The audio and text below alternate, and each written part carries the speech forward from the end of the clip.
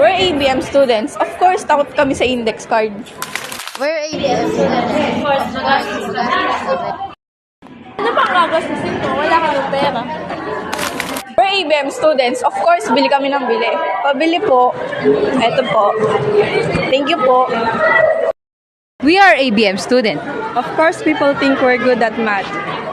For ABM students, of course, nililista namin lahat ng ginagastos namin. Ang gastadora mo naman, Bes.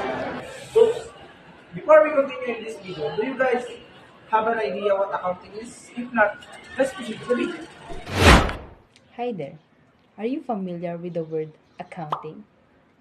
If not, you are in the right place.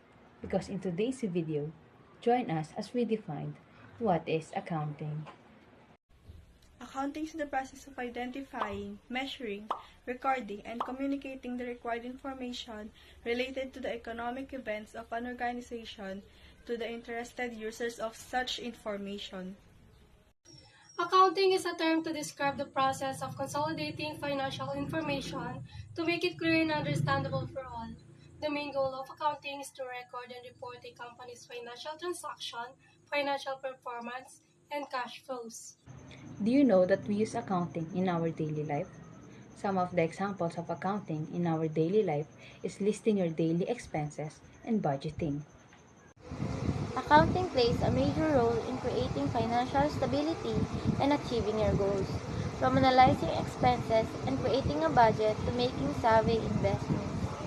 You can apply accounting principles in your everyday life to inform decision-making and improve your financial well-being.